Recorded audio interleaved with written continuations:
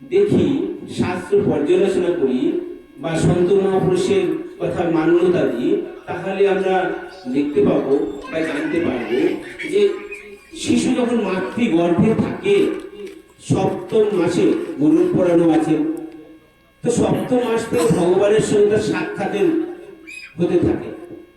তো যখন ভগবানের সাক্ষাৎ হতে থাকে, তখন মাতৃগর্ভে এই যিনি আছেন মাতৃগর্ভে থেকে এত দুঃখ কষ্ট ভোগ করছেন, ভগবানের কাছে প্রতিনিয়ত প্রার্থনা করছেন, ভগবান তুমি আমাকে এই মাতৃগর্ভের নরক থেকে, নরক যন্ত্র থেকে মুক্ত করো, আমি তোমার নাম এমন করব, তোমার ভজন এমন করব যেন এই দুইবার আর এই গর্ভে না আসতে হয়। তো এই প্রতিশ্রুতি দিয়ে কালের নিয়মে যখন ভূমিষ্ঠ হয়, তখন মায়ার অধীন হয়ে যায়। মায়ার অধীন হয়ে যায় তখন যেমন বৃষ্টি যেমন উপর থেকে পড়লে জলটা নির্মল থাকে, মাটিতে পড়ার সঙ্গে সঙ্গে দূষিত হয়ে যায়, ঠিক তেমনি এই মাতৃ গর্ভ থেকে ভূমিষ্ঠ হওয়ার সঙ্গে সঙ্গে মায়ার অধীন হয়ে ভগবানের সঙ্গে সাক্ষাৎ হয়েছিল, যে কথা হয়েছিল, যে স্মৃতি জাগ্রত ছিল, সেটা বিনষ্ট হয়ে যায়। তখন সে খুঁজতে থাকে কোথায় কোথায়। ওই জন্য আমরা সে কান্না করে যে আমি যাকে দেখছিলাম, যিনি আমাকে পথ চলার শক্তি দিয়েছিলেন, যার কৃপায় আমি মাতৃ গর্ভ থেকে বেরোতে পারলাম, তিনি কোথায়, তাকে দেখতে পাওয়া যাচ্ছে না। তখন কান্না করে। দেখবেন একটা রেওয়াজ আছে যে ভূমিষ্ঠ হওয়ার পরে বাচ্চারা কান্না করে, আর আমরা মনে করি বাচ্চা কান্না করেছে মানে সুস্থ আছে, আমরা এইভাবে ভাবি। কিন্তু ওই বাচ্চা তার যে স্মৃতিতে নষ্ট হয়ে গেল, আগে যেটা দেখছিল এখন দেখতে পাচ্ছে না, এই বিরহে তার কান্নাটা আসে। তো যখন এই মায়ের অধীন হয়ে যায়, যেমন আমরা সাদা কাপড় ধুয়ে নিই, নীল দেওয়া হলে যখন ডুবিয়ে দিই তখন নীলের কালার হয়ে যায়, গেরুয়া করতে চাইলে সাদা কাপড়ে গেরুয়া রঙে দিয়ে দিই, কালার হয়ে যায়, সহজে যায় না। ঠিক তেমনি যখনই এই ভূমিষ্ঠ হয়ে যায় শিশু, তখন মায়ের অধীন হয়ে যায়। কি অধীন? না, ভগবানের বিমুখ হওয়ার রোগের রোগী হয়ে যায়। তো আমরা দেখি যে পেটের রোগ হলে বা চোখের রোগ হলে ডাক্তারের কাছে যায়। একজনের এক রোগ হয়েছে, তিনি আচ্ছা ইকো হচ্ছে, বারে বারে মনে হচ্ছে। তো যখন এক হোমিওপ্যাথি আলাদা করে স্পেশালিস্ট কিছু থাকে না, সে সব রোগের ওষুধ দেয়। যারা যদি এখানে কেউ থাকেন তারা নিশ্চয়ই জানবেন, বা আমরা যারা ওষুধ কিনে থাকি তারাও জানি। তো এক ডাক্তারের কাছে গেছে এক রোগী, বলছে আমার, বলছে ডাক্তার জিজ্ঞেস হয়েছে, ডাক্তার জিজ্ঞেস তোমার কি হয়েছে? বলছে ডাক্তার আমার দুটো রোগ হয়েছে। বলে কি? আমার চোখে দেখতে পাই না অসুবিধা হচ্ছে, আর পেটের বড় সমস্যা হচ্ছে, পেটে যন্ত্রণা করছে। তো বলছে ঠিক আছে, আপনি ওষুধ দিচ্ছি, আপনি খেলে ঠিক হয়ে যাবে। তো চোখের জন্য চোখের ওষুধ দিয়েছে, আর পেটের জন্য খাওয়ার ওষুধ দিয়েছে। তো ডাক্তারবাবু চেম্বার থেকে বাইরে বেঞ্চে বসেছে, তার একটা রোগী ঢুকেছে, তো তাকেও তার ওষুধ দিয়েছে। ওষুধ দেওয়ার পরে বলছে 10 দিন পরে এসে দেখা করবে, কেমন হয় জানাবে। তো দুজন ছিল, একজনা পরের দিন উনি আগে এসেছেন, আগে গেছেন ডাক্তারের কাছে। তো বলছে ডাক্তারবাবু আমার ভালো হয়ে গেছে, যা রোগ ছিল আমার মোটামুটি কি হয়ে গেছে। ঠিক আছে, তাহলে ওষুধ লাগবে না, চলে যায়। তো যার পেটের আর চোখের রোগ হয়েছিল তাকে ডাকলেন, ডাকার পরে বলছে আপনি কেমন আছেন? বলছে ডাক্তারবাবু আমার রোগ তো বেড়ে গেছে, আপনি তো আমাকে ভালো ওষুধ দেননি। বলছে না, ওষুধটা আমি ঠিকই দিয়েছি। তাহলে এরকম বলে কেন? বলছে আমার তো চোখের রোগ যার আগে দেখতে পেতাম এখন আগে দেখতে পাচ্ছি না, পেটের যে যন্ত্রণা ছিল, কষ্ট ছিল, সেটা অনেক গুণ বেড়ে গেছে। তো বলছি কি করে ওষুধটা খেয়েছো? বলছে হাতে করে তো দুটো ডিব্বা নিয়ে গেছে। তো বলছে কেন ডাক্তার, এটা আমি চোখে দিয়েছি আর এটা আমি খেয়েছি। তো বলছে আপনি তো গোড়ায় ভুল করেছেন, যেটা চোখের জন্য দেওয়া ছিল সেটা আপনি খেয়ে নিয়েছেন, আর যেটা পেটের জন্য দিয়েছেন চোখে দিয়ে দিয়েছেন। তাহলে রোগ সারবে কি করে? রোগ তো বাড়বেই। তো ঠিক তেমনি আমরা যদি এইভাবে ভাবি গীতার মাহাত্ম আপনারা সবাই দেখলেন, আত্মা হচ্ছে ভগবানের অংশ, তার কাজ কি ভগবানের সঙ্গে যুক্ত হয়ে যাওয়া। আর শরীরটা কি, শরীর জগতের অংশ,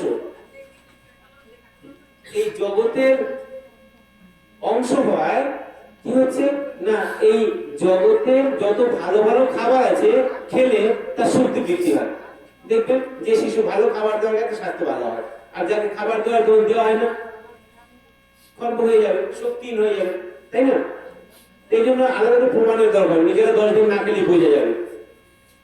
আর যে আত্মা, তার এই জাগতিক খাবারের শক্তি বৃদ্ধি হয় না, সে তো ভগবানের অংশ, সে তার হরি কথায়, তার ভগবানের নামে গানে রূপে লীলায় তার শক্তি বৃদ্ধি হয়। আমরা কি করছি না, আমরা ভগবানের অংশ হওয়ায় ভগবানের বিমুখ হয়েছি, মুখে হরি কথা নেই, ভজনা নাই, তার প্রতি শ্রদ্ধা নেই, এমনকি তার প্রতি বিশ্বাসও নেই অনেকে, ঠিক আছে?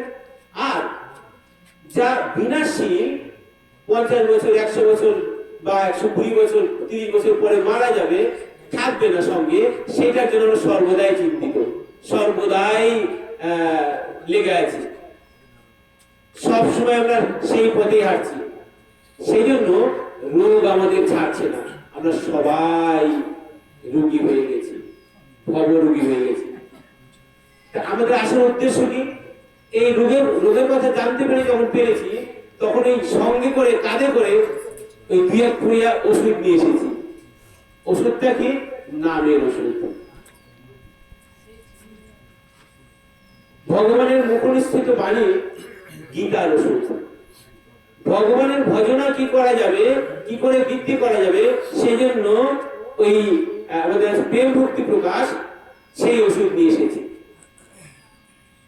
এই ওষুধগুলো আমরা ঘরে ঘরে দেওয়ার চেষ্টা করছি, যাতে ভগবানের কৃপায় এই ভবরোগ থেকে মুক্ত হয়ে ভগবত ধামে যাওয়ার আমরা অধিকারী হয়ে যাই। তো এবার যদি বলেন যে তোমার ওষুধের গুণ কি, ওষুধের খুব গুণ আছে, আমরা সবাই জানি, কিন্তু আমরা মানি না। শাস্ত্রে বলছে একবার নাম নিলে যত পাপ করে, জীবের সাধ্য কি তত পাপ করে। আমরা যারা বিজ্ঞজন, আমরা আপনারা এখানে বসে আছেন সবাই জানি, কিন্তু দুঃখের বিষয়, আমরা যদি এই নিজেদের দিকে প্রশ্ন করি, বুকে হাত দিয়ে যদি প্রশ্ন করি, আমরা কতবার নাম করি? ভগবান তো 24 ঘন্টা দিয়েছেন, কতবার নাম করছি? অনেকে তো 24-12 করছি কিনা সন্দেহ আছে।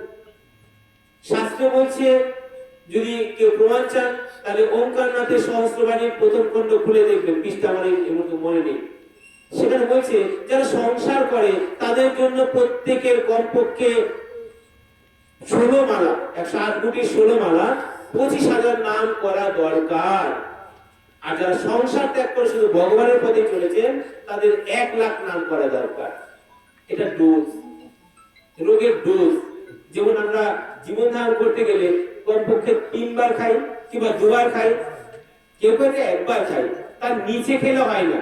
যার যেমন অভ্যাস আছে, তার চেয়ে কম খেলে শরীরের পতন হয়, শক্তি দুর্বল হয়, শক্তি ক্ষীণ হয়ে যায়, খর্বাকার হয়ে যায়। ঠিক তেমনি দেখবেন যে আমরা এই ভগবানের রোগী বলে, আমাদের ভগবানের অংশ তো আত্মা, তো ভগবানের অংশ আত্মা তো আমাদের ভেতরে আছে।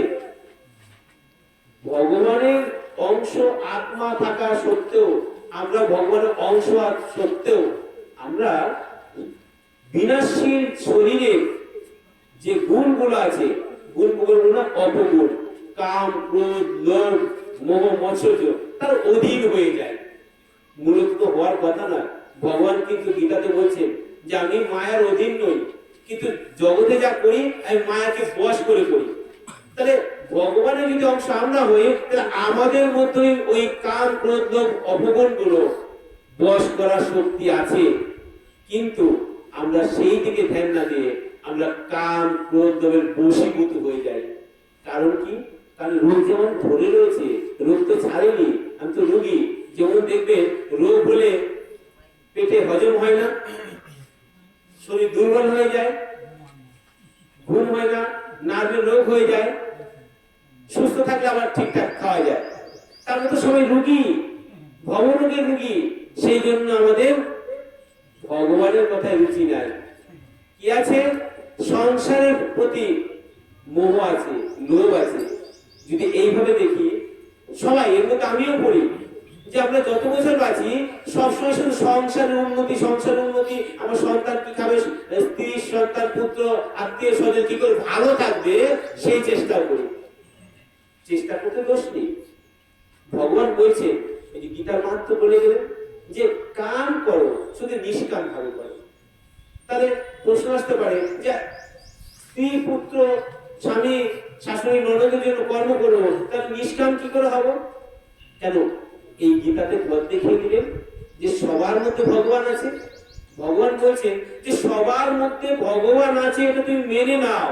মেনে নিয়ে সে সন্তানের জন্য করো, বাবার জন্য করো, মায়ের জন্য করো, দিদির জন্য করো, শ্বশুরের জন্য করো, শাশুড়ির জন্য করো, বউয়ের জন্য করো, ননদের জন্য করো, যার জন্য করো, শুধু ভাবো তার মধ্যে ভগবান আছে, তার প্রসন্নতার জন্য, তার খুশির জন্য কর্ম করো। ছেলেকে ভালো ড্রেস দেবে, ভাবি এর মধ্যে ভগবান আছে, ড্রেস দেবে, ভগবানই খুশি হবে। একটা কেন 10টা দাও, অসুবিধা। কিন্তু আমার সন্তানকে আমি ড্রেস দিচ্ছি, আমার স্ত্রীকে আমি খুব ভালো দামে শাড়ি দেবো, বউ আমাকে ভালোবাসবে, এই কামনাটুকু রেখো না। যেমন মিষ্টি তো ভালো জিনিস, কিন্তু মিষ্টির মধ্যে যদি বিষ থাকে জানলে কেউ খাবে? আর যদি না জেনে খায় আর জেনেও খায়, তাহলে মরবে কি মরবে না? ওষুধের গুণ তো কাজ করবে। ঠিক তেমনি আমরা যে কর্মই করি, সেই কর্মই হচ্ছে, প্রত্যেকটা কর্মের মধ্যে আমরা বন্ধন তৈরি হয়ে যায়, সংসার সাথে বন্ধন তৈরি হয়। কেন না? আমার মনে করে করি, আর এই আমার মনে করে করি বলে বন্ধন হয়, আর ভগবানের প্রসন্নতার জন্য করি বলে বা করলে সেটা মুক্ত হয়ে যাবে। যেমন একটা তালার মধ্যে একটা চাবি থাকে, একটা মোচড়ে খুলে যায় আর একটা মোচড়ে বন্ধ হয়ে যায়। দুটোই মোচড়, একটা বাইরের দিকে খুলে যায়, একটা ভেতরের দিকে বন্ধ হয়ে যায়। তো যখন ভেতরের দিকে মোচড়টা হবে, কর্মের মোচড় মানে আমার জন্য, তখন বন্ধন হবে। আর যখন বাইরের জন্য মোচড়টা হবে, অর্থাৎ বাইরের জন্য কর্ম করা হবে, তো নিজের শরীর থেকে আত্মীয় স্বজন সমাজ সংস্কার যা আছে তাদের হিতের জন্য যদি করা হয়, তাহলে সংসার বন্ধন থেকে মুক্ত হওয়া যায়। তাহলে যে বলছিলাম যে ওষুধ নিয়ে এসেছি, কি ওষুধ? নামের ওষুধ। ছোট্ট একটা কাহিনী, সময় খুব কম, ছোট্ট একটা কাহিনীর মাধ্যমে নাম জমের মধ্যে যাবে। অজামিলের কথা আপনারা সবাই জানেন, যে মৃত্যুর সময়ে সে নারায়ণ বলে তার সন্তানকে ডেকেছিল, ভগবান তাকে পার্শ্বদ পাঠিয়ে দিয়ে তার আমি নিয়ে গেছিল। সবাই জানেন বলে ব্যাখ্যা করছিল। আমি একটা গ্রন্থে পড়েছিলাম, সম্ভবত ইস্কন থেকে বের করেছিল অনেকদিন আগে, সেখানে দেখেছিলাম, সেটা আপনাদের সঙ্গে শেয়ার করছি।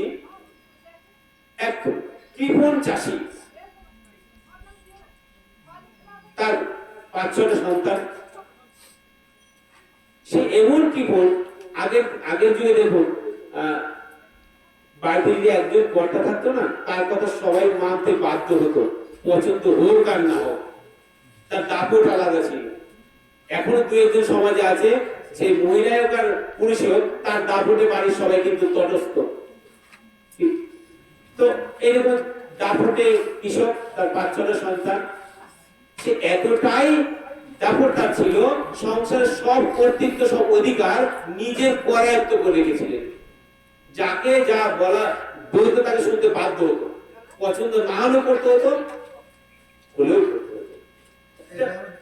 যিনি পরিবারে খুব বেশি দাপট দেখান, তিনি পরিবারের সদস্যদের কাছে খুব গ্রহণযোগ্য হন না।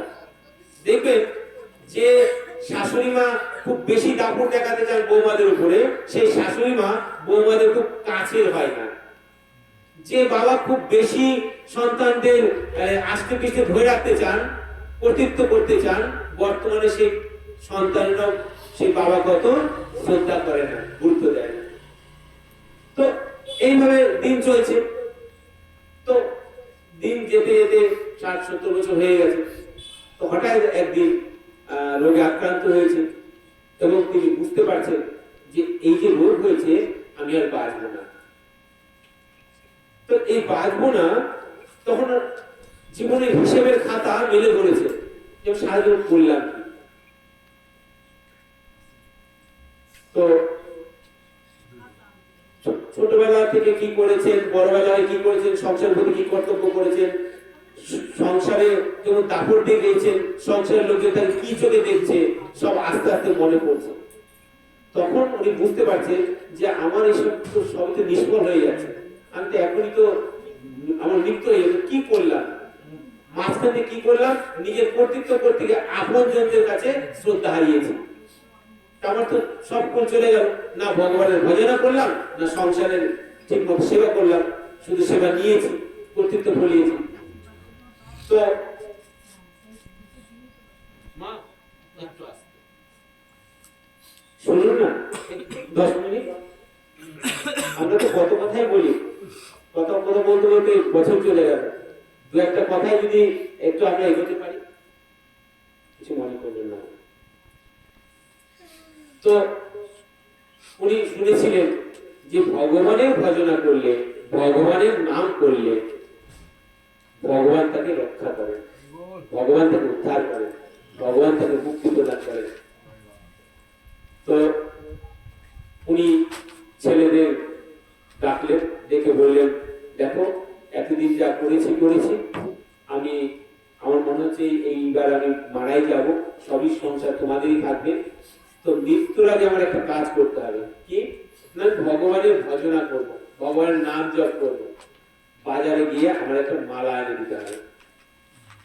তো যখন বলছে, এই 4-5 পুত্রের মধ্যে কেউ তো তার প্রতি সদাই ছিল না, বলার পরে দেখুন আমরা শরীরে যখন শক্তি আছে, যতই প্রবল দেখাই, যতই শক্তি দেখাই, যখন যখন দুর্বল হয়ে যাব, অচল হয়ে যাব, তখন যাদের উপরে প্রতাপ কাটিয়েছি তারা তখন ইগনোর করতে শুরু করবে, তারা তখন কথা মান্যতা দেবে না, অসম্মান করতে শুরু করবে।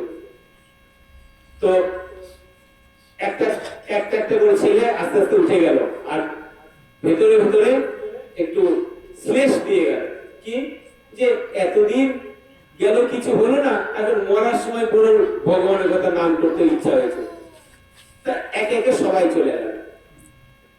তো এই চলে যাওয়ার পরে তো ছোট ছেলে যিনি ছিলেন তিনি বসে রইলেন, তিনি ভাবলেন যে বাবার কথা তো কেউ শুনলো না, এতদিন যাই করে মরার সময় হয়েছে, ঠিক আছে একটা ইচ্ছা পূরণ করেই দেখি, এমন তো হতে পারে আমি মালা নাম নিয়ে আসতে পারি, গেলাম ঠিকই পেতেছেন প্রাণ নাও বাঁচতে পারে, আর যদি বেঁচেও যায় তাহলে তোকে লাস্টে দিয়ে এসে একটা তো কাজ করে ভগবানের নাম তো সে করার সুযোগ পাবে, আমার দ্বারা যদি এই সেবাটাই হয় তো কম কিসে। বলে ঠিক আছে বাবা, আমি যাচ্ছি, আমি মালা খুঁজে নিয়ে আসছি। তো উনি চলতে শুরু করলেন, তো কোথায় মালা পাওয়া যেত জানে না, তো জিজ্ঞেস করতে করতে করতে করতে অনেক খোঁজাখুঁজির পরে পেয়েছে, এর মধ্যে 2-3 ঘন্টা পার হয়ে গেছে। তো মালা নিয়ে যখন এসছেন তখন দেখছেন বাবা শেষ নিঃশ্বাস ত্যাগ করে দিয়েছেন, শেষ নিঃশ্বাস বাবা ত্যাগ করে দিয়েছেন। এবার যিনি দেহ রাখলেন, দেহ রাখার আমরা জানি মৃত্যু হলে যদি ভালো কর্ম করে তাহলে দেবতাদের পার্শ্বদ আছে, ভগবানের পার্শ্বদ আছে, আর যদি খারাপ কর্ম করে যন্ত্রদের পার্শ্বদ আছে। তো দুইজনের পার্শ্বদ এসছে, যন্ত্রদেরও পার্শ্বদ এসছে আর ভগবানেরও পার্শ্বদ এসছে। তো যন্ত্রদের পার্শ্বদ বলছে যে আপনারা কে, কেন এসেছেন? বলছে আমরা ভগবানের পার্শ্বদ, একে নিতে এসেছি। বলছে না না, ভগবান কি জানেন না যে সারা জীবন দোলাচারি করেছে, ভালো কাজ কিছু করেন, তার ভগবান ধামে যাবে কি করে, ওটা আমরা নিয়ে যাবো। তো বলছে না, এতদিন যাই করেছে মৃত্যুকালে সে স্বীকার করেছে আমি ভগবানের নাম করব, নাম জপ করব। যে মুহূর্তে স্বীকার করেছে সে ভগবানের সম্মুখীন হয়ে গেছে। যেমন আমরা সূর্যের দিকে মুখ করে দাঁড়াই, ছায়াটিকে সামনে থাকে, পেছনে চলে যায়, আর সূর্যের দিকে পেছন করে দাঁড়াই, কি হয়, ছায়াটা সামনে চলে আসে। তো যে মুহূর্তে ভগবানের সম্মুখীন হয়ে গেছে, ভগবানের নাম যখন কোন স্বীকার করেছে, সেই মুহূর্তে তার অনন্ত জন্মের পাপ ভস্মীভূত হয়ে গেছে। তাই এ ভগবত ধামে যাওয়ার অধিকারী হয়ে গেছে, তাই একে আমরা নিয়ে যাব। তো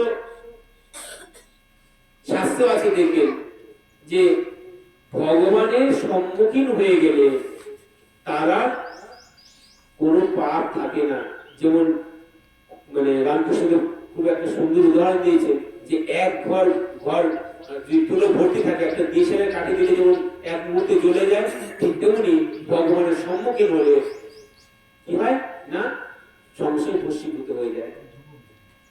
তাছাড়া আরেকটা খুব ভালো উদাহরণ দিয়েছেন, শাস্ত্র দিয়েছেন, সন্ত মহাপুরুষ দিয়ে থাকেন, যে একটা ঘর যদি 1000 বছর ধরে অন্ধকার থাকে, যদি আলো জ্বালিয়ে দেওয়া হয় তাহলে কি 1000 বছর লাগবে আলোকিত হতে, অন্ধকার দূর হতে? তো সেই মুহূর্তেই হবে, সেই মুহূর্তেই হবে। ঠিক তেমনি কেউ যদি ভগবানের কাছে আত্মসমর্পণ করে দেয়, কেউ যদি ভগবানের শরণাগতি হয়ে যায়, কেউ যদি ভগবানের সম্মুখীন হয়ে যায়, তাহলে সেই মুহূর্তে তার অনন্ত জন্মের পাপ রাশি ভস্মীভূত হয়ে যায়। তাই আমরা ওই নামের ওষুধ নিয়ে এসেছি, নামের ঝোলা নিয়ে এসেছি, যাতে আপনারা সেই নামের ঝোলা নিয়ে ভগবানের নাম করে ভগবত ধামে যাওয়ার ওষুধ তৈরি করে ওষুধ হিসেবে ব্যবহার করতে পারেন। নৌকা পার হতে গেলে যেমন পারের করির দরকার হয়, ঠিক